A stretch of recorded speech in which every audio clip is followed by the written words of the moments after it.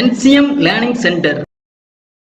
வணக்கம் ஃப்ரெண்ட்ஸ், நம்ம NCM learning centre followers. இப்போ TNPSC combined technical service examinations 2025 diploma standard, அதாவது டிஏ போஸ்ட், அந்த எக்ஸாமினேஷன்ஸ்க்கான ப்ரிப்பரேஷன்ஸில் முழு வீச்சாக ஈடுபட்டுருப்பீங்க. ஸோ இப்போ இந்த வீடியோவில் அந்த எக்ஸாமினேஷன்ஸ்க்கான மெஷர்மெண்ட்ஸ் அண்ட் இன்ஸ்ட்ருமெண்ட்ஸ் சப்ஜெக்ட்ஸுடைய ஃபுல் டீட்டெயில்ஸ் வந்து டிஸ்கஸ் பண்ண போகிறோம். ஸோ கிட்டத்தட்ட ஒரு 1 hour இந்த வீடியோ நீங்கள் ஃபுல்லாக கோத்ரூ பண்ணீங்க அப்படின்னா இந்த மெஷர்மெண்ட்ஸ் அண்ட் இன்ஸ்ட்ருமெண்ட்ஸ் சப்ஜெக்ட்ஸில் எல்லா டாபிக்ஸையும் கம்ப்ளீட்டாக நம்ம வந்து டிஸ்கஸ் பண்ணிடலாம், படிச்சிடலாம். சரியா? ஸோ நீங்கள் 1 hour ஸ்பெண்ட் பண்ணீங்கனாலே இந்த மெஷர்மெண்ட்ஸ் இன்ஸ்ட்ருமெண்டேஷன் சப்ஜெக்டை நீங்கள் கம்ப்ளீட் பண்ணிடலாம். ஸோ அப்புறம் இதை முடித்த பிறகு, இந்த வீடியோவை ஃபுல்லாக கோத்ரூ பண்ணி முடித்த பிறகு, நீங்கள் நம்ம NCM லேர்னிங் சென்டர்லேருந்து மெஷர்மெண்ட்ஸ் அண்ட் இன்ஸ்ட்ருமெண்ட்ஸ் சப்ஜெக்ட்ஸில் ஒரு PDF மெட்டீரியல்ஸ் புக்ஸ் வந்து ரிலீஸ் பண்ணியிருக்கோம். ஸோ அதை நீங்கள் பார்த்தீங்க அப்படின்னா அதில் டாபிக் வைஸ் ஒவ்வொரு டாப்பிக்கு அப்புறம் மல்டிபிள் சாய்ஸ் கொஸ்டின்ஸ் கொடுத்துருக்கோம். அதை நீங்கள் சால்வ் பண்ணிட்டீங்க அப்படின்னாலே போதும். சரியா? ஃபர்ஸ்ட் இந்த கான்செப்ட் அண்டர்ஸ்டாண்ட் பண்ணுங்க, அதுக்கப்புறம் அந்த புக்கில் உள்ள மல்டிபிள் சாய்ஸ் கொஸ்டினை சால்வ் பண்ணி பாருங்க.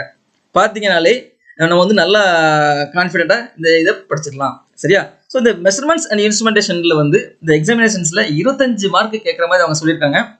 ஸோ அப்போ நீங்கள் இந்த கான்செப்ட், அந்த மல்டிபிள் சாய்ஸ் கொஸ்டின்ஸ், இந்த ரெண்டையும் நீங்கள் ப்ராக்டிஸ் பண்ணி பார்த்துட்டீங்க அப்படின்னா 25க்கு குறைஞ்சது நீங்கள் 20 மார்க் மேலே கண்டிப்பாக எடுக்க முடியும். சரிங்களா? ஸோ நீங்கள் ரெண்டும் ஃபாலோ பண்ணுங்க. ஸோ இப்போ வந்து நம்ம வந்து இந்த மெஷர்மெண்ட்ஸ் அண்ட் இன்ஸ்ட்ருமெண்ட்ஸில் டாபிக் வைஸாக நம்ம 1 by 1 டிஸ்கஸ் பண்ணலாம். ஸோ இந்த வீடியோவை டிஸ்கஸ் பண்ணும்போது, இந்த கான்செப்டை வந்து டிஸ்கஸ் பண்ணும்போது சில நேரங்களில் ஸ்பீடாக நான் போனேன் அப்படின்னா நீங்கள் அந்த வீடியோ பாஸ் பண்ணி நீங்கள் என்ன பண்ணுங்க, நோட்ஸ் எடுத்துக்கோங்க. இந்த நோட்ஸ் வந்து அந்த PDF மெட்டீரியல்ஸ்லேயும் இருக்குது. ஓகேவா? So first classification of instruments. இன்ஸ்ட்ருமெண்ட்டை வந்து நிறைய மெத்தடில் கிளாஸிஃபை பண்ணலாம். ஃபஸ்ட்டு வந்து அப்சல்யூட் இன்ஸ்ட்ருமெண்ட்ஸ், செகண்டரி இன்ஸ்ட்ருமெண்ட்ஸ் அப்படி ரெண்டாக பிரிக்கலாம். அப்சல்யூட் இன்ஸ்ட்ருமெண்ட்ங்கிறது என்னென்னா எந்த ஒரு கேலிப்ரேஷனும் தேவைப்படுது டேரக்டாக மெஷர்மெண்ட்ஸ். எக்ஸாம்பிள் வந்து டேஞ்சன்ட் கால்வனோமீட்டர். சரியா? ஒரு ப்ரீவியஸ் இயரில் கேட்டிருந்தாங்க, ஒரு 4 இன்ஸ்ட்ருமெண்ட்ஸ் கீழே கொடுத்துட்டு ஆப்ஷனில் இல்லை எந்த இன்ஸ்ட்ருமெண்ட் வந்து அப்சல்யூட் இன்ஸ்ட்ருமெண்ட்ஸ் சொல்லி கேட்டிருந்தாங்க. ஸோ டேஞ்சன்ட் கால்வனோமீட்டருங்கிறது ஒரு அப்சல்யூட் இன்ஸ்ட்ருமெண்ட்ஸ். சரியா? அடுத்து செகண்டரி இன்ஸ்ட்ருமெண்ட்ஸுங்கிறது இதெல்லாம் எதுக்கெல்லாம் கேலிப்ரேஷன் தேவைப்படுதோ அதெல்லாம் வந்து செகண்டரி இன்ஸ்ட்ருமெண்ட். சரியா? எப்படி கால்குலேட் பண்ணுவாங்க அப்படின்னா அந்த அப்சல்யூட் இன்ஸ்ட்ருமெண்ட் வச்சு கால்குலேட் பண்ணுவாங்க.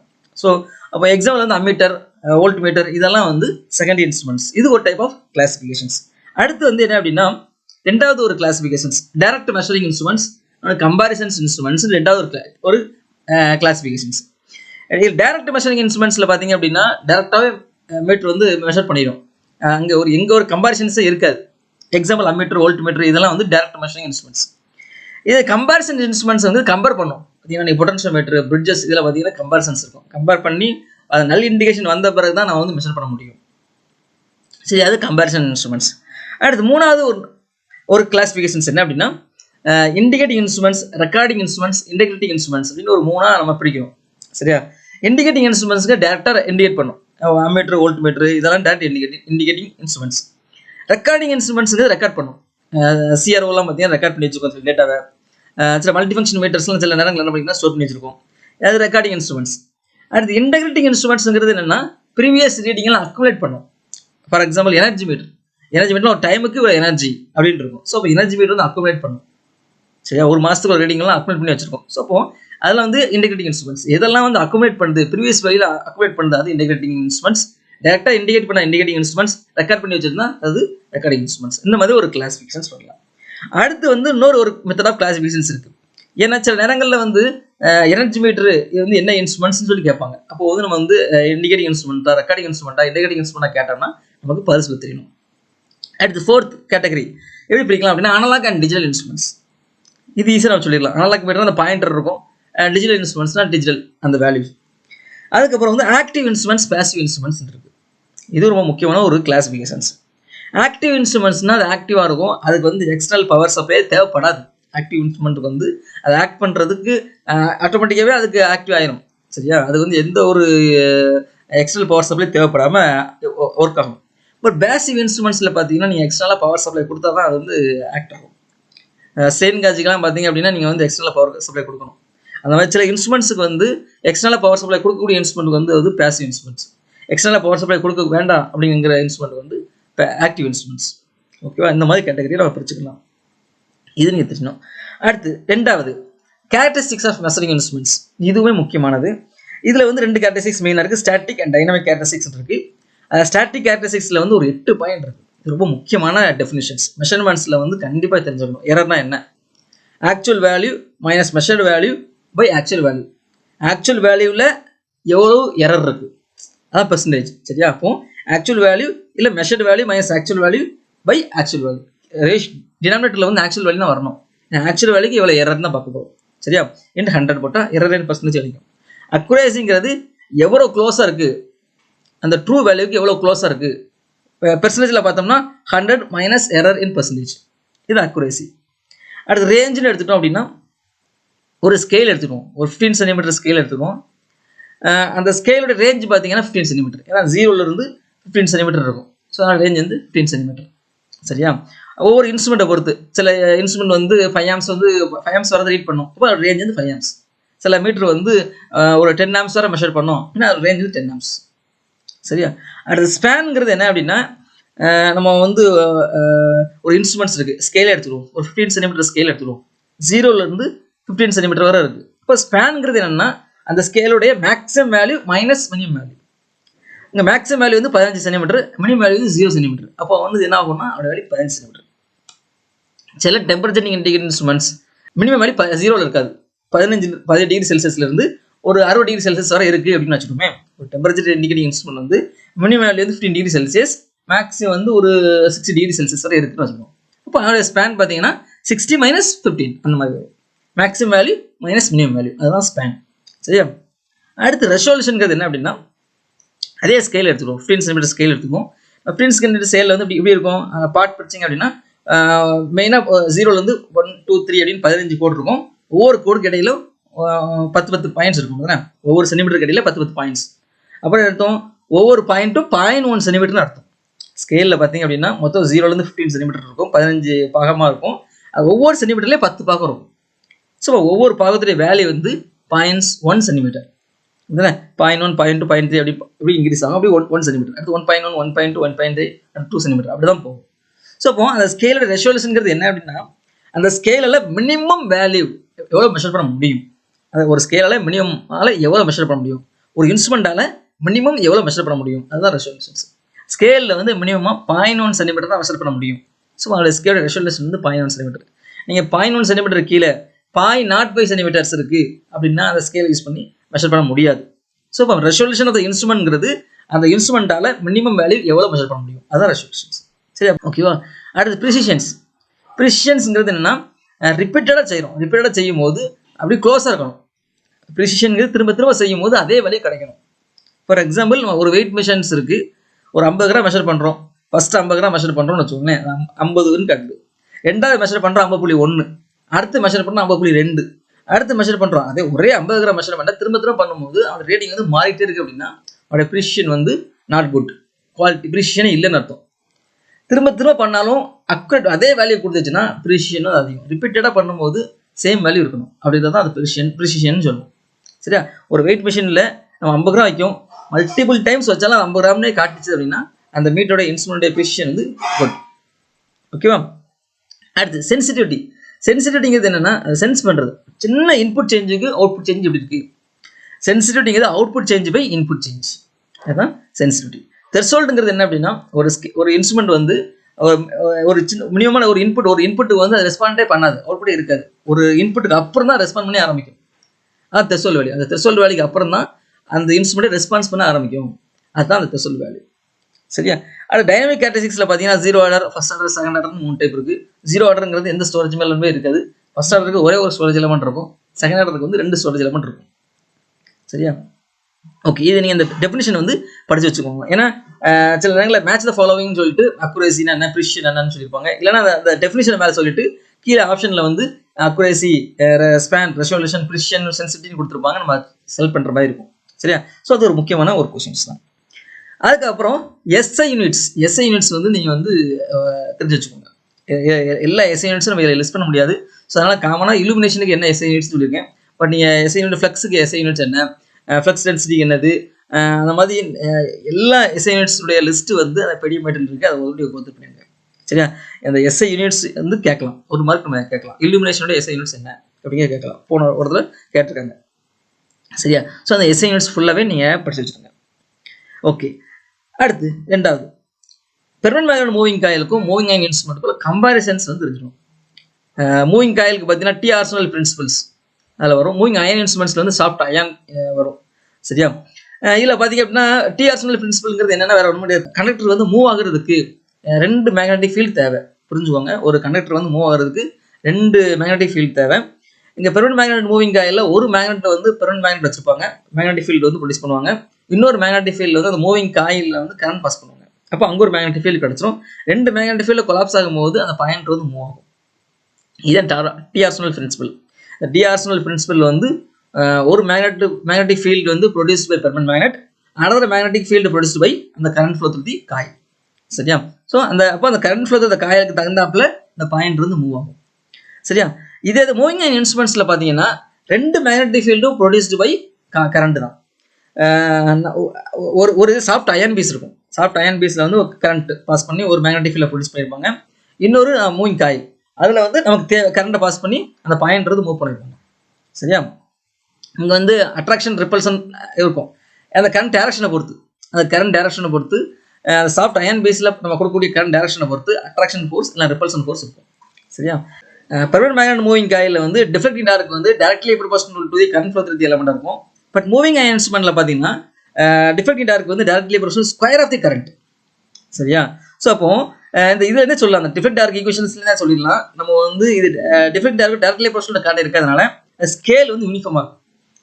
ஸ்கேல் வந்து யூனிஃபார்மாக இருக்கும். இங்கே வந்து ஸ்கேல் வந்து நான் யூனிஃபார்ம், ஏன்னா ஸ்கொயர் ஆஃப் த கரண்ட். ஓகேவா? அது ஒரு பாயிண்ட். அடுத்து பெர்மனன்ட் மேக்னெட் மூவிங் காயில் வந்து அவரேஜ் வேல்யூ தான் மெஷர் பண்ணும். நீங்கள் ஒரு இன்புட், ஒரு வேவ்ஃபார்ம் இன்புட் கொடுத்தீங்கன்னா அது அந்த வேல்யூ அவரேஜ் எடுத்து அதை தான் கால்குலேட் பண்ணி சொல்லணும். மூவிங் அயன் இன்ஸ்ட்ருமெண்ட் பார்த்தீங்கன்னா ஆர்எம்எஸ் வேல்யூ சொல்லும். சரியா? ஸோ அவரேஜ் வேல்யூ இதை மெஷர் பண்ணுறதுனால பெர்மனன்ட் மேக்னெட் மூவிங் காயில் வந்து டிசிக்கு மட்டும் தான் சூட் ஆகும். பட் இங்கே வந்து RMS value, moving iron instrument வந்து ஆர்எம்எஸ் வேல்யூ மெஷர் பண்ணுறதுனால suitable for both AC and DC, ரெண்டுக்குமே சூட் ஆகும். ஸோ இப்படிதான். இப்போ நான் இந்த ஏசியை வந்து இந்த பெர்மனன்ட் மேக்னெட் மூவிங் காயில பாஸ் பண்ண என்ன ஆகும் அப்படின்னா ஏசியுடைய அவரேஜ் வேல்யூ ரீட் பண்ணும். இப்போ ஒரு ஏசி வேவ்ஃபார்முடைய அவரேஜ் வேல்யூ பார்த்தீங்கன்னா 0, ஏன்னா அது பாசிட்டிவ் நெகட்டிவ் மாறி மாறி வந்துருக்கு. அப்போ அவரேஜ் எடுக்கும்போது அதோட வேல்யூ 0 ஆயிரும். ஸோ அப்போ வந்து நீங்கள் பெர்மனன்ட் மேக்னெட் மூவிங் காயில ஒரு ஏசி வேல்யூ மெஷர் பண்ணுறதுக்காக நீங்கள் அதை பாஸ் பண்ணீங்க அப்படின்னா அதோட ரீடிங் வந்து 0ன்னு தான் காட்டும். சரியா? ஓகேவா? அடுத்து இது ஹை அக்குரேசி, யூனிஃபார்மாக இருக்கிறதுனால அக்குரேசி வந்து அதிகமாக இருக்கும். பட் இந்த ஸ்கேல் வந்து நான் யூனிஃபார்மாக இருக்கிறதுனால அக்குரேசி வந்து கொஞ்சம் மாடரேட்டாக தான் இருக்கும். அடுத்து ஹை சென்சிட்டிவிட்டி. இந்த permanent magnet moving coil high sensitivity, moving iron instrument வந்து லெஸ் சென்சிட்டிவிட்டி, லோ சென்சிட்டிவிட்டி. அது ஒரு பாயிண்ட். கடைசி இது ஒரு முக்கியமான பாயிண்ட், டேம்பிங் வந்து ஒரு முக்கியமான point. Permanent magnet moving coil வந்து எடி கரண்ட் டேம்பிங் யூஸ் பண்ணுவாங்க. அதெல்லாம் புரிஞ்சுக்கோங்க. பெர்மனன்ட் மேக்னெட் மூவிங் காயில் வந்து எடி கரண்ட் டேம்பிங் யூஸ் பண்ணுவாங்க. மூவிங் அயன் இன்ஸ்ட்ருமெண்ட் வந்து ஏர் ஃபிரிக்ஷன் டேம்பிங் யூஸ் பண்ணுவாங்க. இந்த லாஸ்ட் 2024 எக்ஸாமினேஷன்ஸில் இதை கேட்டிருந்தாங்க. மூவிங் அயன் இன்ஸ்ட்ருமெண்ட்ல வந்து எந்த டேம்பிங் யூஸ் பண்ணுவாங்கன்னு சொல்லி கேட்டிருந்தாங்க. நிறைய பேர் எடி கரண்ட் டேம்பிங் தான் போட்டிருந்தாங்க. தப்பு. ஏர் ஃபிரிக்ஷன் டேம்பிங் தான் சரியான ஆன்சர்ஸ். சரியா? மூவிங் அயன் இன்ஸ்ட்ருமெண்ட் வந்து காமனாக யூஸ் பண்ணுறது வந்து ஏர் ஃபிரிக்ஷன் டேம்பிங் தான். இங்கே எடி கரண்ட் டேம்பிங் யூஸ் பண்ணோம்னா இங்கே இன்டிஸ்ட் ஆகக்கூடிய ஒரு ஃபீல்டு வந்து மெயின் ஃபீல்டு வந்து கொலாப்ஸ் பண்ணி விட்டுருது, அது டிஸ்டர்ப் பண்ணும். அதனால வந்து இந்த மூவிங் அயன் இன்ஸ்ட்ருமெண்ட்டுக்கு வந்து எடி கரண்ட் டேம்பிங் தான் யூஸ் பண்ண மாட்டாங்க, எடி கரண்ட் டேம்பிங் யூஸ் பண்ண மாட்டாங்க. சரியா? ஏர் ஃபிரிக்ஷன் டேம்பிங் தான் யூஸ் பண்ணுவாங்க. அதை தெரிஞ்சுக்கோங்க. பவர் கன்சம்ஷன் வந்து லோ, ஏன்னா கரண்ட் டிஃப்ளெக்ட் டைரக்ட் கரண்ட் அப்படிங்கிறதுனால பவர் கன்சம்ஷன் லோ. பட் இந்த ஸ்கொயர் ஆஃப் தி கரண்ட், ஏன்னா பவர் கன்சம்ஷன் வந்து எப்பவுமே கரண்டை பொறுத்த இருக்கும். ஸோ அப்போ பவர் கன்சம்ஷன் வந்து ஹையான ஸ்கொயர் ஆஃப் தி கரண்ட்டுங்க வந்து deflect direct square of the current இருக்கிறதுனால இங்கே வந்து பவர் கன்சம்ஷன் அதிகமாக எடுத்துவிடும். பிஎம்சிசியில் வந்து பவர் கன்சம்ஷன் வந்து லோவாக இருக்கும். சரி? ஸோ இந்த கம்பேரிஷன் பார்த்துக்கோங்க. இந்த கம்பேரிஷன்லேருந்து 1 மார்க்கில் 2 மார்க் வந்து கண்டிப்பாக எதிர்பார்க்கலாம். அடுத்து டைப்ஸ் ஆஃப் டேம்பிங். இது ரொம்ப முக்கியமான ஒரு கான்செப்ட்ஸ், இதுவும் தெரிஞ்சுக்கணும். இந்த கம்பேரிஷன் தெரிஞ்சுக்கணும்.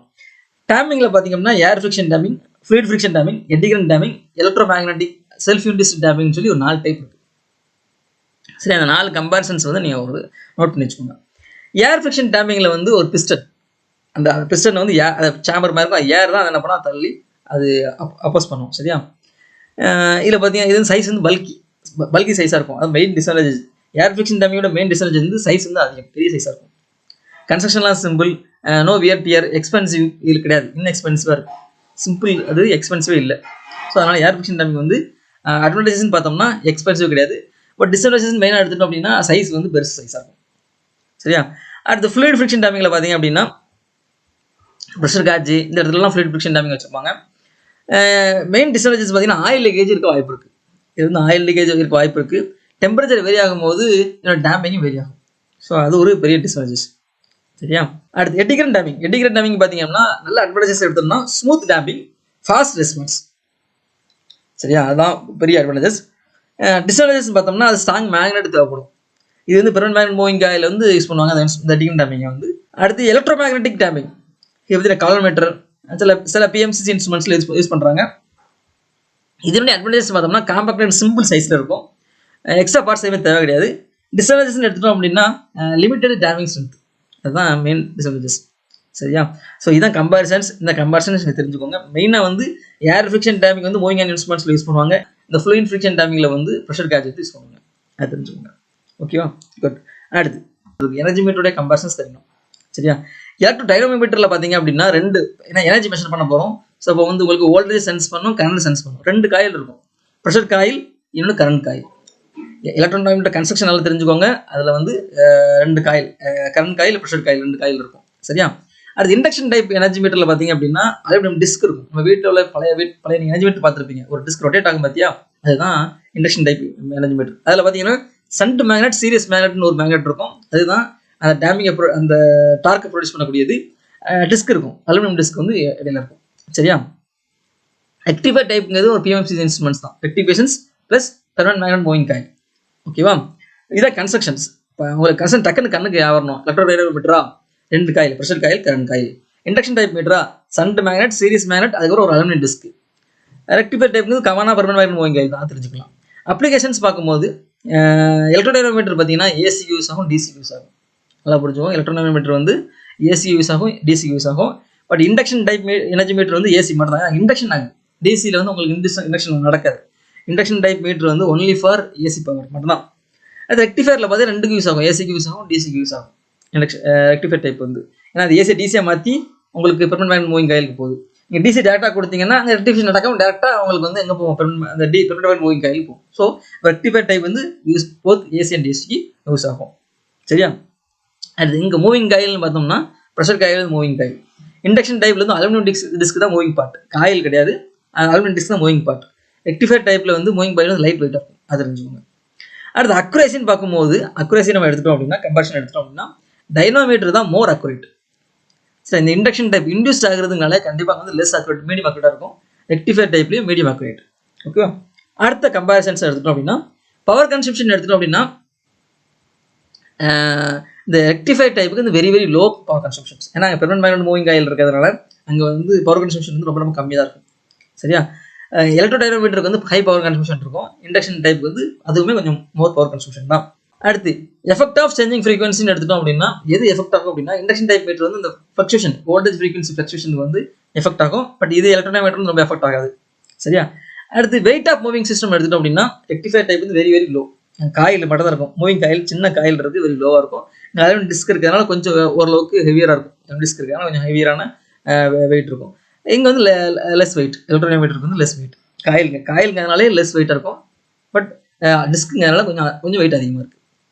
டேம்பிங்னு பார்த்தோம்னா நல்லா கவனிங்க. டேம்பிங் வந்து எலக்ட்ரோ டைனமோமீட்டருக்கு வந்து ஏர் ஃபிரிக்ஷன் டேம்பிங், நல்லா புரிஞ்சுக்கோங்க. எலக்ட்ரோ டைனமோமீட்டருக்கு வந்து ஏர் ஃபிரிக்ஷன் டேம்பிங். இண்டக்ஷன் டைப்புக்கு வந்து எடிகரண்ட் டேம்பிங். இண்டக்ஷன் டைப்புக்கு வந்து எடிகரண்ட் டேம்பிங். இங்கே பிஎம்சிசி யூஸ் பண்ணுறதுனால எடிகரண்ட் டேம்பிங். சரியா? இதே மாற்றிடக்கூடாது. எலக்ட்ரோ டைனமோமீட்டருக்கு வந்து ஏர் ஃபிரிக்ஷன் டேம்பிங் யூஸ் பண்ணுறாங்க. சென்சிட்டிவிட்டி பார்த்தோம்னா ரெக்டிஃபை டைப் தான் ரொம்ப ஹை சென்சிட்டிவிட்டி. இண்டக்ஷன் டைப்புக்கு மீடியமாக இருக்குது, எலக்ட்ரோ டைனமோமீட்டருக்கு லோவாக இருக்குது. இதுதான் கம்பேரிசன்ஸ். இந்த கம்பேரிசன் உங்களுக்கு கண்ணுக்கு டக்குன்னு வரணும். சரியா? இதுலேருந்து கொஸ்டின்ஸ் நம்ம எதிர்பார்க்கலாம். அதுக்கப்புறம் பார்த்தீங்க அப்படின்னா அம்மீட்டர் ரேஞ்ச் எக்ஸ்டெண்ட் பண்ணுறது, basics ammeter, volt metre concepts. Ammeter பார்த்தீங்கன்னா அதோட இன்டர்னல் ரெசிஸ்டன்ஸ் வந்து 0. நல்லா புரிஞ்சுக்கோங்க. ஒரு அம்மீட்டர் ஐடியலாக அம்மீட்டர் எடுத்தோம்னா அதோட இன்டர்னல் ரெசிஸ்டன்ஸ் வந்து 0 இருக்கும். இதே வோல்ட் மீட்டர் எடுத்துட்டோம்னா ஐடியல்ங்கிறது என்னன்னா ரொம்ப பெர்ஃபெக்டான ஒரு மீட்டர். என்னோட இம்பிடன்ஸ் வந்து இன்ஃபினிட்டி. அப்படி ப்ராக்டிக்கல் இருக்க முடியாது. பட் இதுதான் ஐடியல். சரியா? எந்த ஒரு அம்மீட்டருக்கும் வந்து ரெசிஸ்டன்ஸ் வந்து 0 வராது. அதுமாதிரி எந்த ஒரு இன்ஸ்ட்ருமெண்ட்டுக்கு வந்து ரெசிஸ்டன்ஸ் வந்து இன்ஃபினிட்டி வராது. பட் ஐடியல் கேஸுங்கிறது ரொம்ப பெர்ஃபெக்டான ஒரு கேஸ். இதில் வந்து அம்மீட்டருக்கு வந்து இன்டர்னல் ரெசிஸ்டன்ஸ் வந்து 0, இதுக்கு வந்து இன்ஃபினிட்டி. பட் ப்ராக்டிக்கல் எடுத்தோம்னா என்னோட வேல்யூ கம்மியாக இருக்கும், என்னோட வேல்யூ ரொம்ப அதிகமாக இருக்கும். சரியா? அடுத்து அம்மீட்டர் வந்து எப்போவுமே கரண்ட்டை மெஷர் பண்ணுறதுக்கு சீரியஸாக தான் கனெக்ட் பண்ணணும். ஒரு லோடு வழியாக அவருடைய கரண்ட்டை மெஷர் பண்ணணும் அப்படின்னா அந்த லோடுக்கு சீரியஸாக தான் அம்மீட்டர் கனெக்ட் பண்ணணும். சரியா? அடுத்து வோல்ட் மீட்டர் பார்த்தீங்க அப்படின்னா அதை வோல்டேஜ் மெஷர் பண்ணுறதுக்கு எதுக்கு அக்ராஸாக வோல்டேஜ் மெஷர் பண்ணணுமோ அதுக்கு பேரலாக கனெக்ட் பண்ணணும். ஏன்னா பேரலாக தான் வோல்டேஜ் சேம். சரியா? இப்போ ஒரு லோடு இருக்குது, அவனை வோல்டேஜ் மெஷர் பண்ணணும்னா அது பேரலாக கனெக்ட் பண்ணிக்கணும். பேரலாக கனெக்ட் பண்ணால் தான் வோல்டேஜ் வந்து சேமாக இருக்கும். இதே கரண்ட் வந்து சீரியஸுக்கு வந்து சேம்.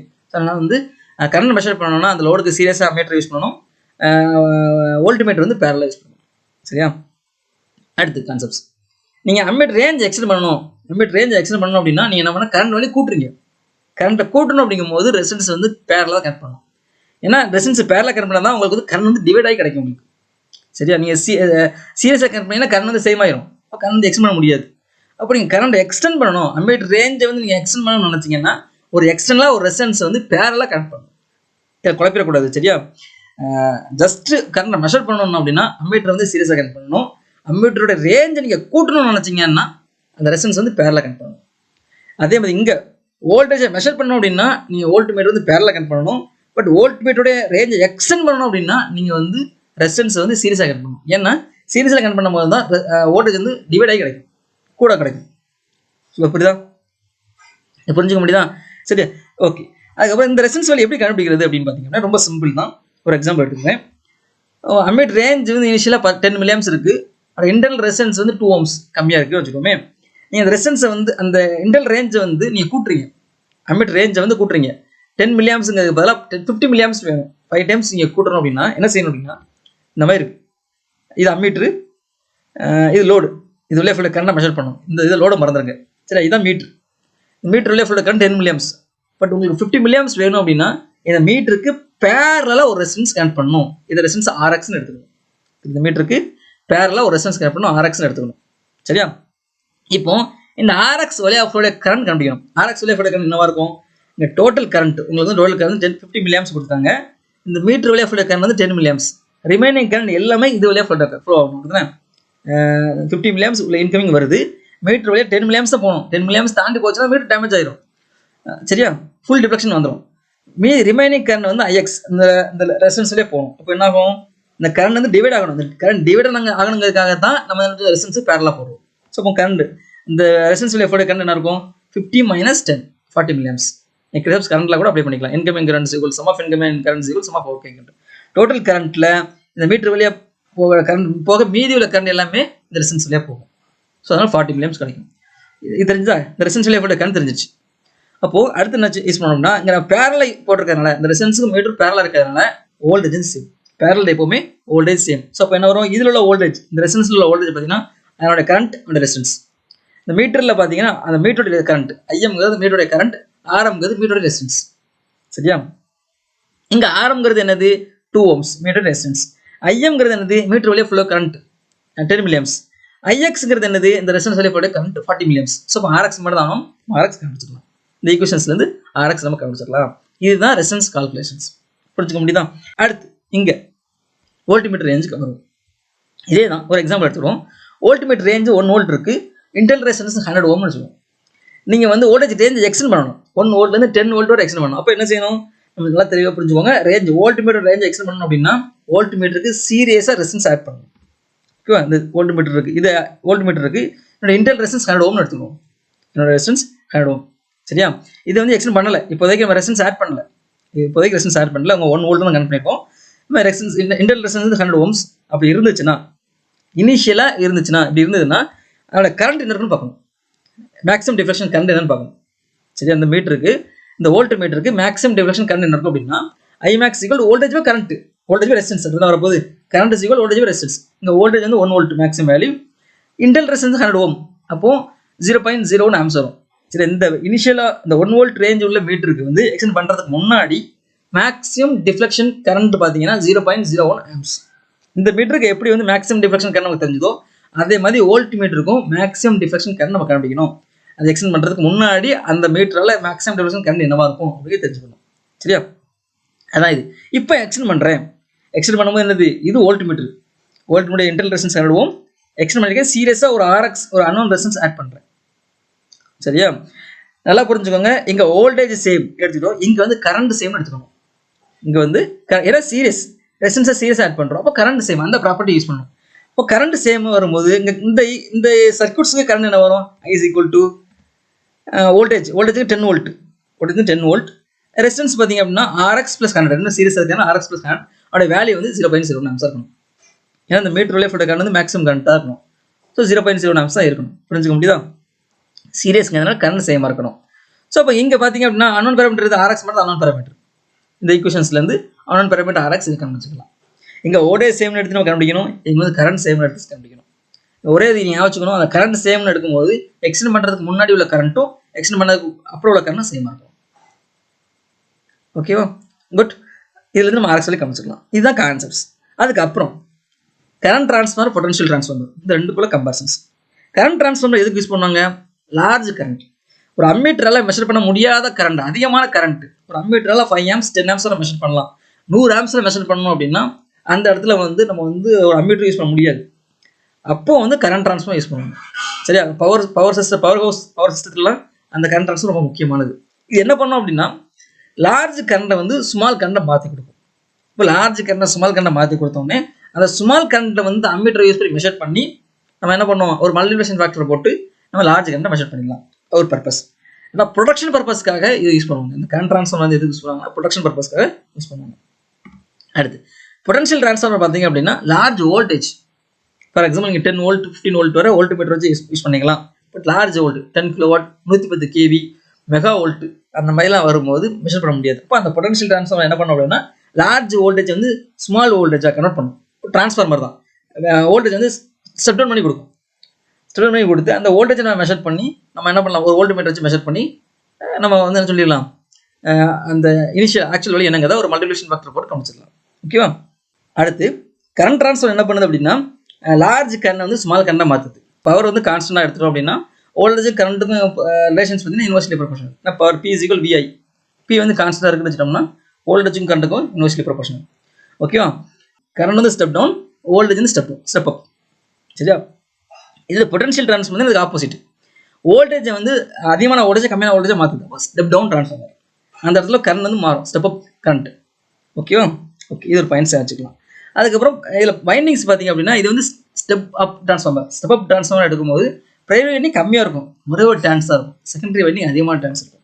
எப்பவுமே கரண்ட் ட்ரான்ஸ்ஃபார்மரில் வந்து பிரைமரி வைண்டிங் ஒரே ஒரு பட்டை மட்டும் தான் வச்சிருப்பாங்க, பெரிய பட்டையாக இருக்கும். செகண்டரி வைண்டிங்கில் வந்து அதிகமான டர்ன்ஸ் இருக்கும். பொட்டன்ஷியல் ட்ரான்ஸ்ஃபார்மர் இது ஆப்போசிட். பிரைமரி வைண்டிங் வந்து மோர் டர்ன்ஸ் இருக்கும், செகண்டரி வைண்டிங் வந்து கம்மியான டர்ன்ஸ் இருக்கும். சரியா? அதுக்கப்புறம் கரண்ட் ட்ரான்ஸ்ஃபார்மர் பார்த்தீங்க அப்படின்னா கரண்ட்டை மெஷர் பண்ணுறோம். எதை கரண்ட் மெஷர் பண்ணணுமோ அதை வந்து பிரைமரியில் கனெக்ட் பண்ணியிருப்பாங்க, செகண்டரியில் வந்து ஒரு அம்மீட்டர் கனெக்ட் பண்ணியிருப்பாங்க. சரியா? அதே மாதிரி தான் பொட்டன்ஷியல் ட்ரான்ஸ்ஃபார்மரில் எந்த வோல்டேஜ் மெஷர் பண்ணணுமோ அந்த பவர் லைனை வந்து பிரைமரியில் கனெக்ட் பண்ணியிருப்பாங்க, செகண்டரியில் வந்து ஒரு வோல்ட் மீட்டர் கனெக்ட் பண்ணியிருப்பாங்க. ஓகேவா? அடுத்து ரேஷியோ N1/N2 = I1/I2. மிஷின்ஸில் படிக்கக்கூடிய ட்ரான்ஸ்ஃபார்மர் கம்பேர் பண்ணி படிக்காதீங்க, அது வேறு, அதாவது ரேஷியோ வேறு மாதிரி இருக்கும், இதோட ரேஷியோ வேறு. இதில் பார்த்தீங்கன்னா N1/N2 = I1/I2. சரியா? Direct ratio. இதில் வந்து இந்த பொட்டன்ஷியல் ட்ரான்ஸ்ஃபார்மர் பார்த்தீங்கன்னா N1/N2 = V1/V2.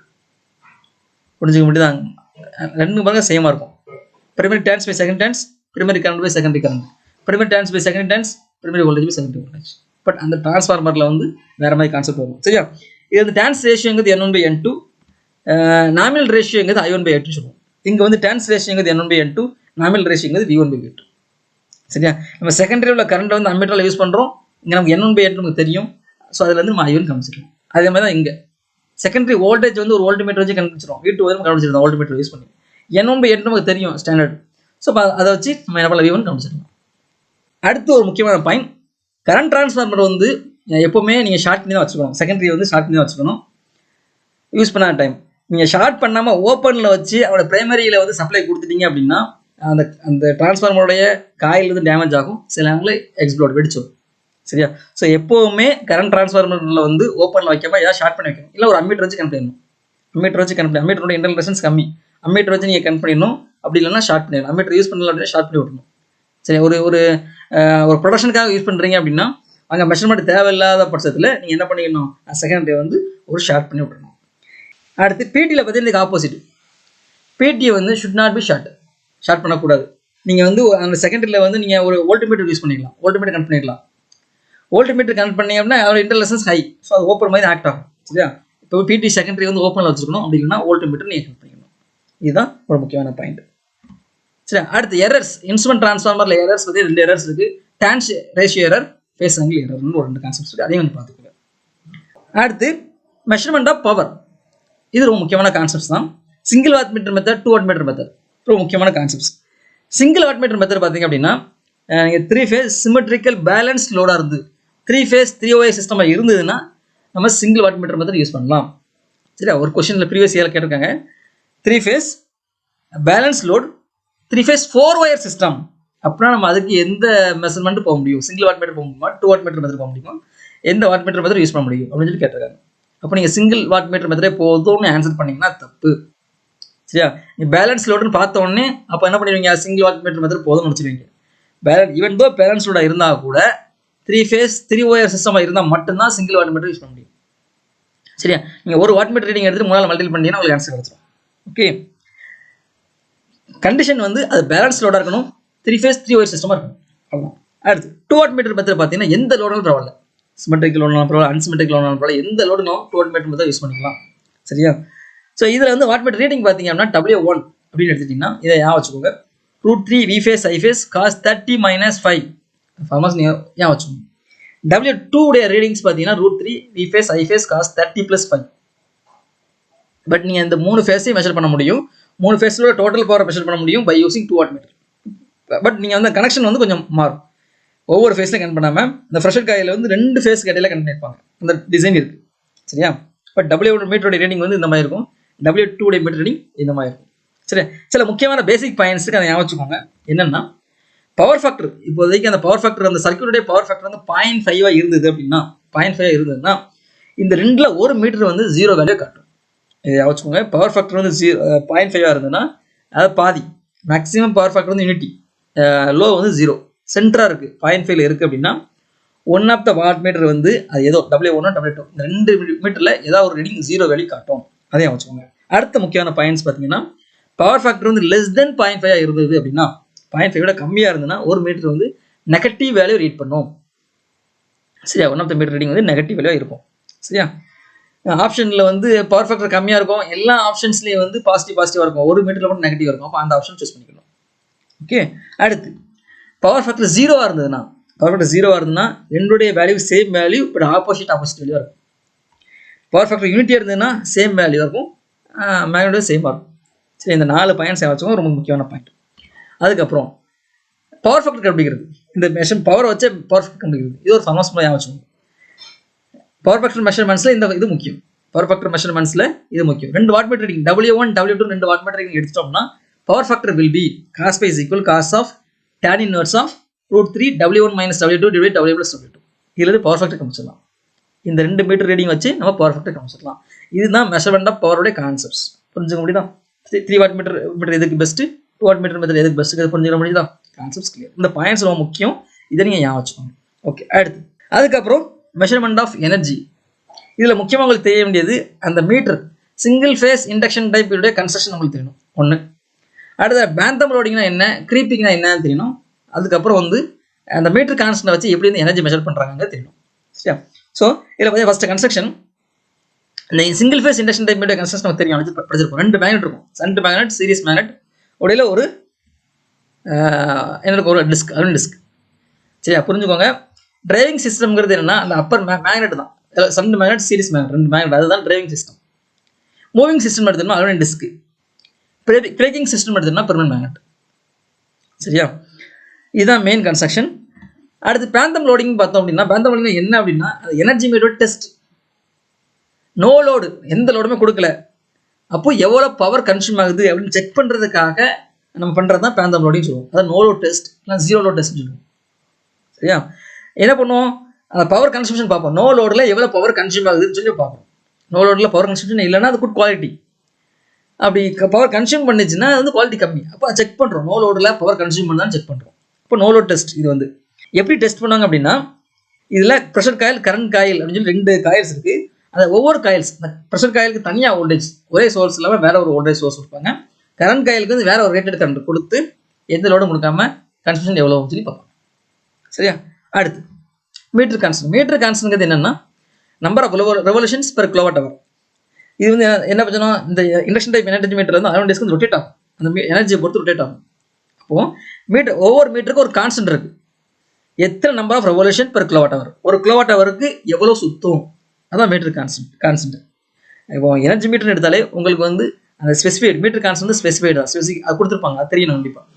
இது மீட்டர் கான்ஸ்டன்ட் எவ்வளோங்க தெரியணும். அடுத்து எனர்ஜி எப்படி மெஷர் பண்ணுறோம் அப்படின்னா நம்ம நம்பர் ஆஃப் ரெவல்யூஷன் தெரிஞ்சிச்சு, நம்பர் ஆஃப் ரெவல்யூஷன் தெரிஞ்சிட்டாலே நம்ம என்ன பண்ணிடலாம், நம்பர் ஆஃப் ரெவல்யூஷன் தெரியும், மீட்டர் கான்ஸ்டன்ட் தெரியும், அதில் நம்ம எனர்ஜி கண்டுபிடிச்சிடலாம். பார்த்தீங்கன்னா எனர்ஜியை கண்டுபிடிக்கிறோம். ஜஸ்ட் நம்பர் ஆஃப் ரெவல்யூஷன் மட்டும் தான் மெஷர் பண்ணுறோம். Meter constant already specified. So அது நம்ம எனர்ஜி வழி கண்டுபிடிச்சிடலாம். சரியா, இதுதான் கான்செப்ட். அடுத்து க்ரீப்பிங்கிறது என்ன அப்படின்னா, இந்த மீட்டரில் சில நேரங்கள் என்ன ஆகும் அப்படின்னா, எந்த லோடுமே இல்லை, லோடுமே இல்லை, ஆனால் பவர் கன்சம்ஷன் இருக்கும். அதுதான் க்ரீப்பிங்னு சொல்லுவாங்க. அதுக்கான காரணம் என்ன அப்படின்னு பார்த்தீங்க அப்படின்னா, ஸ்ட்ரே மேக்னெட்டிக் ஃபீல்டு, அது ஸ்ட்ரே மேக்னெட்டிக் ஃபீல்டு இருக்கிறதுனால அது ஒரு காரணம், ஃபிக்ஷன் இருக்கிறதுனால காரணம். அந்த ரெண்டு மெயின் காரணத்தால் அந்த டிஸ்க் ரொட்டேட் ஆகும். லோடே இல்லாமல் சும்மா சுற்றும். சில நேரங்களில் பார்த்துருப்பீங்க, லோடே கொடுத்துருக்க மாட்டாங்க, எல்லா சப்ளை நீ ஆஃப் பண்ணாலுமே அந்த மீட்டர் அரம் டிஸ்க் மெதுவாக ரொட்டேட் ஆகும். அதுக்கு காரணம் இதுதான். அதுதான் க்ரீப்பிங்னு சொல்லுவாங்க. இதை எப்படி அவாய்ட் பண்ணுறது அப்படின்னா, ஒரு ஹோல், அந்த அரம் டிஸ்கில் வந்து ஒரு இடத்துல ஹோல் போட்டு பண்ணோம்னா ஸ்ட்ரே மேக்னெட்டிக் ஃபீல்ட்லாம் எலிமிட் ஆகிரும், ஃபிக்ஷன் எஃபெக்டும் எலிமிட் ஆகிரும். ஸோ அந்த க்ரிப்பிங் இருக்காது. இதான் ரெமடிஸ். சரி, இதான் மெஷர்மெண்ட் ஆஃப் எனர்ஜி கான்செப்ட்ஸ். அதுக்கப்புறம் மெஷர்மெண்ட் ஆஃப் பவர் ஃபேக்டர். இதில் பவர் ஃபேக்டரில் பார்த்தீங்கன்னா 2 type, electrodynamometer power factor meter, moving iron type power factor meter, 2 type இருக்குது. அந்த 2 டைப்பே கம்பேரிஷன்ஸ் உங்களுக்கு தெரியும். சரியா, அதாட்டி உங்களுக்கு தெரிஞ்சிருக்கும். எலக்ட்ரோடைனமிக் மீட்டர்னா என்ன, 2 காயில் இருக்கும், ப்ரெஷர் காயில், கரண்ட் காயில், அதுதான் கன்ஸ்ட்ரக்ஷன். மூவிங் அயன் டைப் இன்ஸ்ட்ருமெண்ட்ஸில் பார்த்தீங்கன்னா அங்கே என்ன பண்ணியிருப்பாங்க, 2 மேக்னெட்டிக் ஃபீல்டு கிரியேட் பண்ணுறதுக்கு சாஃப்ட் அயன் பீஸ் இருக்கும். ஒன்று வந்து சாஃப்ட் அயன் பீஸ், அதான் அட்ராக்ஷன் ஃபோர்ஸ், ரிப்பல்சன் ஃபோர்ஸ். சரி, மூவிங் அயன் பீஸ் வந்து அட்ராக்ஷன் ஃபோர்ஸ், ரிப்பல்சன் ஃபோர்ஸ் இருக்கும். இங்கே வந்து எலக்ட்ரோடைனமீட்டரில் வந்து எனக்கு moving coil, fixed coil, 2 coil. ஓகேவா, இதுதான் கன்ஸ்ட்ரக்ஷன். டிஃப்ளெக்டிங் டார்க் வந்து என்ன இருக்குது, அந்த moving coil, pressure coil, current காயிலுடைய அந்த மேக்னெட்டிக் ஃபீல்டோட இன்ட்ராக்ஷனை பொறுத்து ப்ரொடியூஸ் ஆகும். இங்கே வந்து அந்த சாஃப்ட் அயன் பீஸில் ஒரு ஃபீல்டு, காயில் ஒரு ஃபீல்டு, ரெண்டுடைய இன்ட்ராக்ஷனில் ஃபீல்டு ப்ரொடியூஸ் ஆகும். சரியா, நமக்கு தெரியும் மூவிங் அயன் இன்ஸ்ட்ருமெண்ட் வந்து non uniform scale. Moving iron instrument வந்து நான் யூனிஃபார்ம் ஸ்கேல், நல்லா வச்சுக்கோங்க. கிராம்ப்டு நியர் யூனிட்டி, இது நல்லா கொஞ்சம் கிராம்ப் நியர் யூனிட்டி. கிராம்ப்னா சுருங்கி இருக்கும், யூனிட்டி பக்கம் சுருங்கி இருக்கும், லாஸ்ட் அங்கே எக்ஸ்டெண்ட் ஆகிருக்கும். கிராம்ப்டு நியர் யூனிட்டி, இதை புரிஞ்சு, இதை வச்சுக்கோங்க. நான் யூனிஃபார்ம் ஸ்கேல், கிராம்ப்டு நியர் யூனிட்டி. இங்கே வந்து யூனிஃபார்ம் ஸ்கேல் லீனியராக இருக்கும், அப்போ பிரச்சனை இல்லை. இதில் எலக்ட்ரோடைனமீட்டர் பெர்மனன்ட் மேக்னெட் மூவிங் காயிலெலாம் யூனிஃபார்ம் ஸ்கேல். பட் இந்த மூவிங் இன்ஸ்ட்ருமெண்ட் வந்து நான் யூனிஃபார்ம் ஸ்கேல். அதுக்கப்புறம் கம்பேரிசன் எடுத்துட்டோம் அப்படின்னா ரேஞ்ச். எலக்ட்ரோடைனமீட்டர் வந்து பார்த்தீங்கன்னா பேலன்ஸ்டு 3 ஃபேஸ் லோடுக்கு மட்டும் தான் அப்ளை பண்ண முடியும். நல்லா புரிஞ்சுக்கோங்க, எலக்ட்ரோடைனமீட்டர் வந்து பேலன்ஸ்டு 3 ஃபேஸ் லோடுக்கு மட்டும் தான் யூஸ் பண்ண முடியும். பட் மூவிங் அயன் மீட்டர் வந்து சிங்கிள் ஃபேஸ்க்கும் யூஸ் பண்ணலாம். Moving iron instrument single phase. இப்போ சிங்கிள் ஃபேஸுக்கு யூஸ் பண்ணக்கூடிய பவர் ஃபேக்டர் மீட்டர் எதுன்னு கேட்டாங்கன்னா நீங்கள் மூவிங் அயன் மீட்டர் தான் சொல்லணும். சரியா, ஓகே. அடுத்து ஃப்ரீக்வன்சி டிஸ்டர்பன்ஸ் பார்த்தீங்க அப்படின்னா ரொம்ப எஃபெக்ட் இருக்காது. இதில் மூவிங் அயன் மீட்டரில் வந்து ரொம்ப எஃபெக்ட் இருக்காது. பட் இங்கே வந்து ரொம்ப கொஞ்சம் எஃபெக்ட் இருக்குது. அக்குரேசின்னு எடுத்துட்டோம் அப்படின்னா எலக்ட்ரோமீட்டர் வந்து ஹை அக்குரேசி, ஏன்னா யூனிஃபார்ம் ஸ்கேல் வந்து யூனிஃபார்மாக இருக்குது. ஸோ அக்குரேசின் ஹை அக்குரேசி இருக்கும், மூவிங் அயன் வந்து லோவர் அக்குரேசி இருக்கும். காஸ்ட்னு பார்த்தோம்னா மூவிங் அயன் டைப் வந்து சீப்பராக இருக்கும், சிம்பிள் கன்ஸ்ட்ரக்ஷன் தான். பட் இங்கே வந்து கொஞ்சம் எக்ஸ்பென்சிவ். அப்ளிகேஷன் எடுத்துட்டோம்னா இது வந்து அக்குரேசி ஹை இருக்கிறதுனால, காஸ்ட்டும் அதிகமாக இருக்கிறதுனால லெபார்ட்ரிஸ் ப்ரீசியஸ் மெஷர்மெண்ட்டுக்கு வந்து யூஸ் பண்ணுவாங்க. மூவிங் அயன் இன்ஸ்ட்ருமெண்ட் வந்து ரொம்ப எங்கேயுமே அக்குரேசி தேவைப்படாத இடத்துல வந்து அந்த மூவிங் அயன் இன்ஸ்ட்ருமெண்ட்டை யூஸ் பண்ணுவாங்க. இதுதான் கம்பேரிசன்ஸ். ஓகேவா, அடுத்து ஒரு முக்கியமான ஃபார்முலா பவர் ஃபேக்டரில். Power factor is P/S. Pங்கிறது real power, true power, kilowatt. எஸ்ங்கிறது காம்ப்ளெக்ஸ் பவர், kVA. சரி, இந்த ஃபார்முலா சில சர்க்யூட் தேர்வில் கூட கொஸ்டின்ஸ் நம்ம எதிர்பார்க்கலாம்.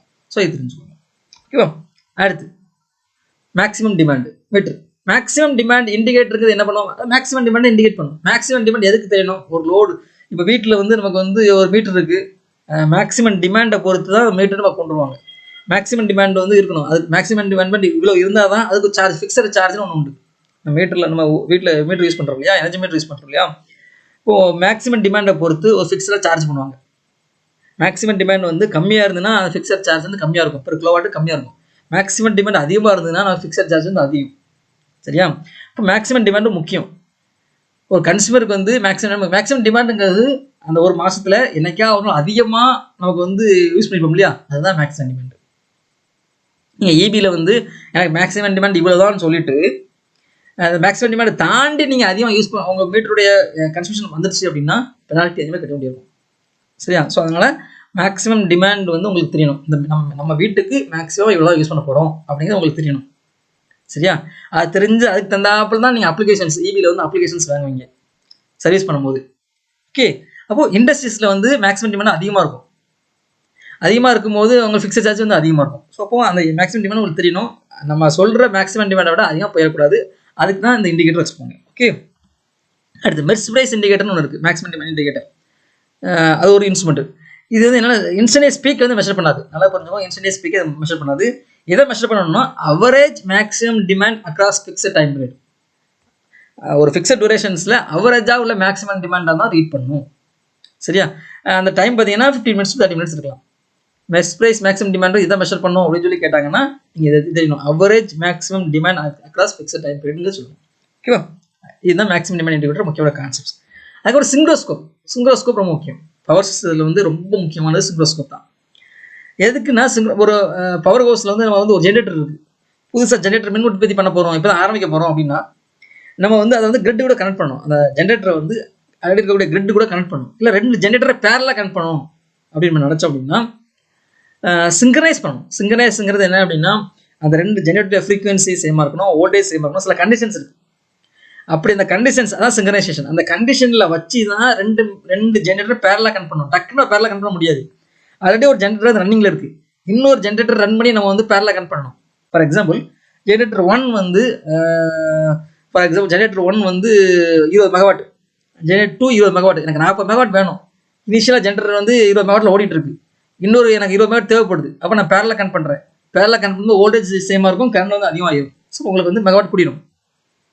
அப்போ பேரலாக கனெக்ட் பண்ண நினச்சிங்க அப்படின்னா நீங்கள் எடுத்தோன்னு டக்குன்னு கனெக்ட் பண்ண முடியாது. அதுபோல் சில கண்டிஷன்ஸ் இருக்குது, சிங்க்ரனைஸ் கண்டிஷன்ஸ் இருக்குது, அதை மீட் பண்ணால் தான் பண்ண முடியும். அப்படி இல்லைன்னா ப்ராப்ளம்ஸ் வரும். அது என்ன ப்ராப்ளம்ஸ் வருங்க சொல்கிறேன். சிங்க்ரனைசேஷன் வர்றதுக்கு என்ன கண்டிஷன்ஸ் அப்படின்னா 2 ஜென்ரேட்டர் வோல்டேஜ் வந்து சேமாக இருக்கணும், ஃப்ரீக்வன்சி சேமாக இருக்கணும், ஃபேஸ் சீக்வன்ஸ் சேமாக இருக்கணும், ஃபேஸ் ஆங்கிள் டிஃபரன்ஸும் சேமாக இருக்கணும். இந்த 4 கண்டிஷனும் இருந்தால் தான் அது சிங்க்ரனைசேஷன்ஸ் இருக்கும். இந்த 4 கண்டிஷன் சேமாக இருக்கும் போது தான் நம்ம 2 ஜென்ரேட்டர் பேரலாக கனெக்ட் பண்ண முடியும். அப்படி இல்லாமல் நம்ம கனெக்ட் பண்ணோம் அப்படின்னா என்ன வரும்னா ஹெவி சர்க்குலேட்டிங் கரண்ட் வரும். அந்த ஜென்ரேட்டர் ஷாஃப்ட்டில் வந்து மெக்கானிக்கல் ஸ்ட்ரெஸ் இருக்கும், பிரேக்கரை டேமேஜ் பண்ணும், பவர் சிஸ்டத்தை டிஸ்டர்ப் பண்ணும். சிங்க்ரனைசேஷன் ப்ராப்பராக இல்லைன்னா. சரியா? ஸோ அந்த இடத்துல சிங்க்ரோஸ்கோப் வந்து ரொம்ப முக்கியம். இந்த சிங்க்ரோஸ்கோப் தான் என்ன பண்ணுவோம், வோல்டேஜ் செக் பண்ணி அந்த ஃப்ரீக்வன்சியில் மேட்ச் பண்ணி பார்த்து நம்ம பண்ணிக்கலாம் சிங்க்ரோஸ்கோப் இன்ஸ்ட்ருமெண்ட் யூஸ் பண்ணி. ஸோ அப்போ இந்த சிங்க்ரோஸ்கோப் என்ன பண்ணுவோம், கம்பேர் பண்ணும். ஏற்கனவே ஒரு பஸ் பார் வோல்டேஜ் இருக்குது, ஆல்ரெடி ஒரு ஜென்ரேட்டர் இருக்குது, இன்கமிங் நம்ம பேரலாக கனெக்ட் பண்ணக்கூடிய ஜென்ரேட்டர் 2 வோல்டேஜை கம்பேர் பண்ணோம். கம்பேர் பண்ணி அதோட மேக்னெட்டிக் ஃப்ரீக்வன்சியாவது பார்ப்போம். சரியா? சேம் ஃப்ரீக்வன்சி சேம் ஃபேஸ் இருந்ததுன்னா 2 வோல்டேஜ்லேயே ஃப்ரீக்வன்சியும் சேம் ஃபேஸும் சேமாக இருந்தது அப்படின்னா ஏசி சேமாக இருந்ததுன்னா கரெக்டாக அந்த பாயிண்டர் வந்து 12 o'clock பொசிஷன் இருக்கும்.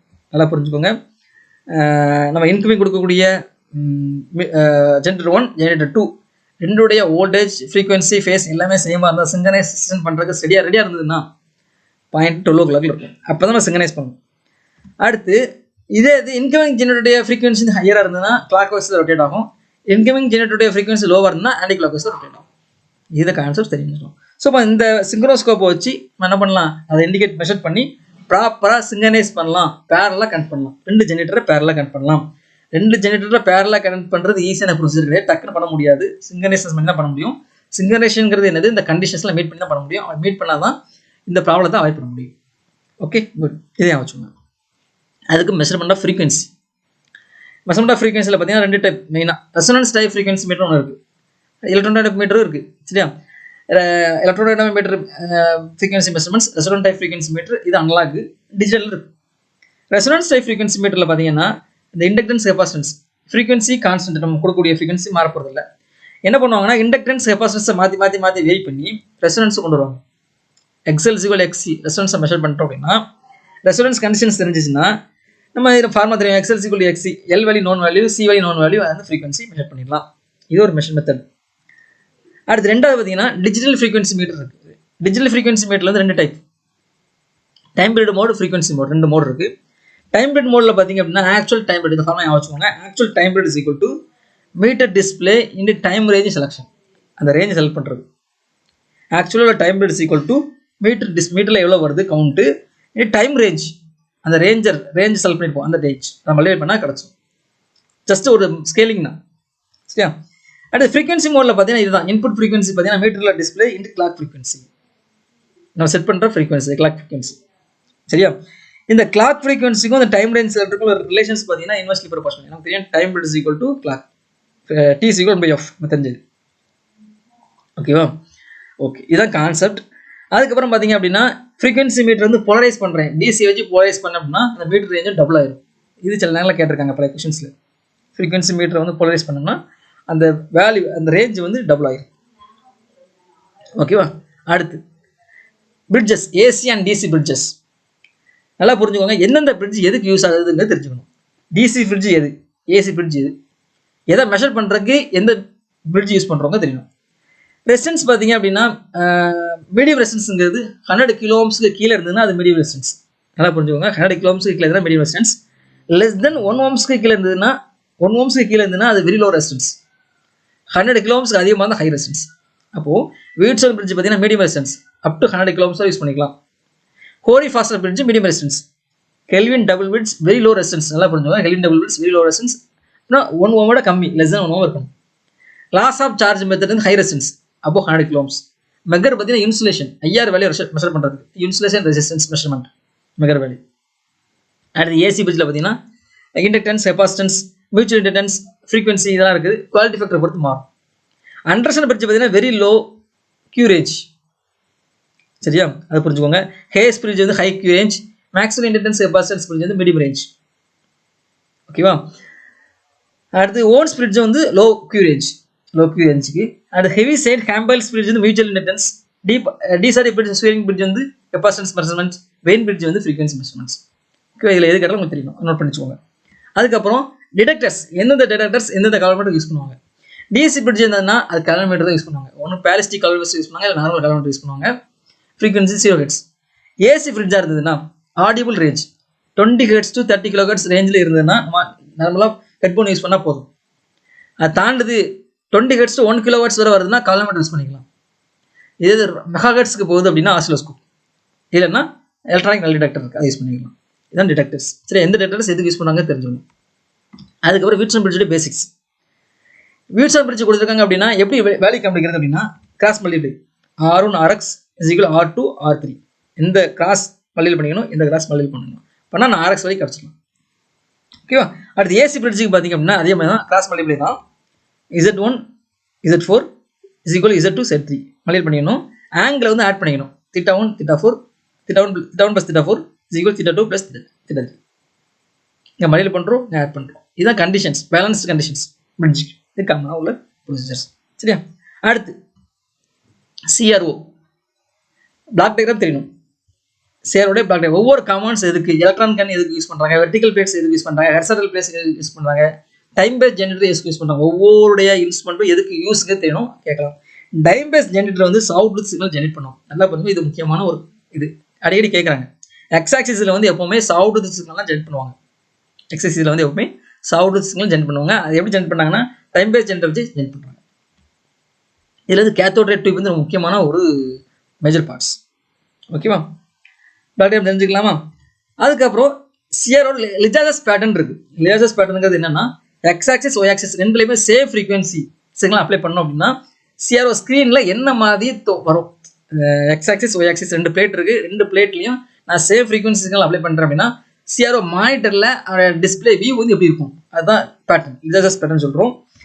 இப்போ பார்த்தீங்கன்னா ரெண்டுடைய frequency same frequency, phase angle difference வந்து ரெண்டுக்குமே 0 டிகிரி இருந்ததுன்னா லிஜாசஸ் பேட்டர்ன் சிஆர்ஓவில் தெரியக்கூடிய இது வந்து ஸ்டேட்லாம் தெரியும். இந்த மாதிரி ஸ்டேட்லாம் தெரியும். இந்த ஸ்டேட் யூஸ் பண்ணி நம்ம என்ன பண்ணலாம், அந்த மெஷர்மெண்ட் வச்சு நம்ம என்ன பண்ணலாம், ஃபேஸ் ஆங்கிள் டிஃப்ரென்ஸை கண்டுபிடிச்சிடலாம். புரிஞ்சுக்க முடியுதா. 2 ஃப்ரீக்வன்சிஸுடைய ஃபேஸ் டிஃப்ரென்ஸ் 0 டிகிரி இல்லை 320 டிகிரி இருந்ததுன்னா இந்த மாதிரி பேட்டர்ன் இருக்கும். அந்த ரெண்டு single X axis Y axis ரெண்டுலேயுமே நம்ம வந்து சிக்னல் அப்ளை பண்ணுறோம். அதோட டிஃப்ரென்ஸ் ஃபேஸ் டிஃப்ரென்ஸ் பார்த்தீங்கன்னா 30 டிகிரி இருந்ததுன்னா நம்ம ஒரு எலிப்ஸ் கிடைக்கும். 40 டிகிரி இன்க்ளைண்ட். 45 டிகிரினா இன்னும் கொஞ்சம் பெரிய எலிப்ஸ். 60 டிகிரி இன்னும் கொஞ்சம் பெரிய எலிப்ஸ். 90 டிகிரி வந்துச்சு அப்படின்னா ஒரு சர்க்கிள் கிடைக்கும். நல்லா புரிஞ்சுக்கோங்க, 90 டிகிரி ஒரு சர்க்கிள். அது தாண்டிச்சு அப்படின்னா எலிப்ஸ் அடைக்கும். இந்த மாதிரி 130 டிகிரி இன்க்ளைண்டில் அடைக்கும் எலிப்ஸ். புரியுதா. 0 டிகிரினா ஒரு ஸ்ட்ரெயிட் லைன், 90 டிகிரி ஒரு சர்க்கிள், 180 டிகிரினா இன்னும் இந்த லைன் தான் ஸ்ட்ரெயிட் லைன் தான் இந்த மாதிரி 135 டிகிரி ஸ்ட்ரெயிட் லைன் இருக்கும். சரி, இந்த பேட்டர்ன்ஸ் உங்களுக்கு தெரியும். மெயினாக கேட்குறது 90 டிகிரிக்கு என்னென்னு கேட்பாங்க, 0 டிகிரிக்கு என்னென்னு கேட்பாங்க, 180 என்னென்னு கேட்பாங்க. அது புரிஞ்சுக்கோங்க. மற்றதுக்குள்ள எலிப்ஸ் அவ்வளோதான். புரிஞ்சுக்க முடியுதா. அடுத்து டிரான்ஸ்டியூசர்ஸ்.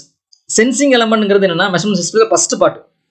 சரி, முக்கியமான பாயிண்ட் இதுதான் டிடெக்ட் பண்ணும். அந்த ஃபிசிக்கல் வேரியபிளை டிடெக்ட் பண்ணக்கூடியது. அதை பாயிண்ட் செஞ்சுக்கோங்க. அடுத்து டிரான்ஸ்டியூசருங்கிறது என்ன பண்ணால் it converts one form of energy to another form of energy. For example temperature இருக்குது, டெம்பரேச்சரை வந்து ஒரு எலக்ட்ரிக்கல் எனர்ஜியாக கன்வெர்ட் பண்ணணும். டெம்பரேச்சர் தெர்மல் எனர்ஜியை வந்து எலக்ட்ரிக்கல் எனர்ஜியாக கன்வெர்ட் பண்ணணும். இல்லை motion moving energy mechanical energy இருக்குது, மெக்கானிக்கல் எனர்ஜி எலக்ட்ரிக்கல் எனர்ஜியாக கன்வெர்ட் பண்ணணும். அதான் டிரான்ஸ்டியூசர். எதுக்காக அதை யூஸ் பண்ணுறாங்க அப்படின்னா, நம்ம வந்து லாங் டிஸ்டன்ஸ் வந்து கொண்டு போய்க்கலாம். இந்த சிக்னலை வந்து டிரான்ஸ்மிட் பண்ணலாம், ப்ராசஸ் பண்ணலாம், டிஸ்பிளே பண்ணிக்கலாம். டெம்பரேச்சர் இருக்கா சென்ஸ் பண்ணுது, சென்ஸ் பண்ணி நம்ம லாங் டிஸ்டன்ஸ் கொண்டு போக முடியாது. அப்போ அதை எலக்ட்ரிக்கல் எனர்ஜியாக மாற்றிட்டிங்கன்னா நீங்கள் சிக்னலுக்கு லாங் டிஸ்டன்ஸு டிரான்ஸ்மிட் பண்ணிக்கலாம், அங்கே டிஸ்பிளே யூஸ் பண்ணிக்கலாம். ஸோ அதனால் இந்த conversions one form of energy to another form of energy தேவைப்படுது. அடுத்து இதில் முக்கியமான பாயிண்ட் வந்து ஆக்டிவ் டிரான்ஸ்டியூசருக்கும் பேசிவ் டிரான்ஸ்டியூசரோட கம்பேரிசன்ஸ் உங்களுக்கு தெரியணும். பேசிவ் டிரான்ஸ்டியூசரில் பார்த்தீங்கன்னா எக்ஸ்டர்னலாக பவர் சப்ளை தேவைப்படுது, அதை ஆப்ரேட் பண்ணுறதுக்கு எக்ஸ்டர்னல் தேவைப்படும். பட் ஆக்டிவ்ல தேவையில்லை, self generating, no external power. இது பேசிவ்ல பார்த்தீங்க அப்படின்னா அங்கே அவுட்புட் பார்த்தீங்கன்னா change in resistance, change in inductance, change in capacitance அந்த மாதிரி இருக்கும். இங்கே வந்து டேரெக்டாகவே எல்லாம் கரண்ட் எல்லாம் வோல்டேஜ் இருக்கும் ஆக்டிவ் டிரான்ஸ்டியூசரில். எக்ஸாம்பிள் பார்த்தீங்கன்னா strain gauge, change in resistance, strain gauge, RTD, LVDT, capacity transducers, இது எல்லாமே பேசிவ் டிரான்ஸ்டியூசர்ஸ். இதுக்கு எல்லாமே எக்ஸ்டர்னல் பவர் சப்ளை தேவைப்படும். அவுட்புட் பார்த்தீங்கன்னா சேஞ்ச் இன் ரெசிஸ்டன்ஸ் இல்லை சேஞ்ச் இன் இண்டக்டன்ஸ், எல்விடியில் பார்த்தீங்கன்னா சேஞ்ச் இன் இண்டக்டன்ஸ், கெப்பாசிட்டன்ஸ் பார்த்தீங்கன்னா கெப்பாசிட்டன்ஸ் அந்த மாதிரி இருக்கும். பட் இங்கே பார்த்தீங்கன்னா தெர்மோகப்பில் வோல்டேஜ் இருக்கும், பீசோ எலக்ட்ரிக் கிறிஸ்டலில் வோல்ட்டு, ஃபோட்டோ வோல்டைக்ஸில் அது ஒரு வோல்ட்டு இந்த மாதிரி. அக்குரேசி பார்த்தீங்க அப்படின்னா அக்குரேசி ஸ்டெபிலிட்டிலாம் பார்த்தோம்னா passive transducer more stable, passive கம்போனன்ட்ஸ்னால மோர் ஸ்டேபிளாக இருக்கும், இது லெஸ் ஸ்டேபிளாக இருக்கும். But applications passive transducer precision measurement, இங்கே வந்து குயிக் ரெஸ்பான்ஸாக இருக்கும். குயிக் ரெஸ்பான்ஸ் ஆக்டிவ் டிரான்ஸ்டியூசர் வந்து குயிக் ரெஸ்பான்ஸாக இருக்கும். இதுதான் கம்பேரிசன்ஸ். ஓகேவா, இதான் ஃபுல் கான்செப்ட்ஸ். ஓகே, இந்த மெஷர்மெண்ட்ஸ் அண்ட் இன்ஸ்ட்ருமெண்ட்ஸில் வந்து ஃபுல் கான்செப்ட்ஸ் இதுதான். இந்த டிஸ்கஸ் பண்ண ஃபுல் கான்செப்ட்ஸில் உங்களுக்கு ஏதாவது டவுட் இருந்ததுன்னா இந்த வீடியோட கமெண்ட் பாக்ஸில் உங்கள் டவுட்டை போஸ்ட் பண்ணுங்கள், அதுக்கான கிளாரிஃபிகேஷன்ஸ் கொடுக்குறோம். இல்லை நம்ம N7 வாட்ஸ்அப் குரூப் இருக்குது, அதில் உங்கள் டவுட்டை கிளாரிஃபை பண்ணுங்கள், அதுக்கான கிளாரிஃபிகேஷன் உங்களுக்கு கிடைக்கும். கண்டினியூஸாக நம்ம சேனலை வாட்ச் பண்ணுங்கள், டெஃபினட்டாக கவர்மெண்ட் எக்ஸாமினேஷன்ஸில் உங்களால் நல்லா ஸ்கோர் எடுக்க முடியும். ஓகேங்களா, good, thank you. Thanks for watching. Click the subscribe button and click the bell icon for notification. Like, comment and share.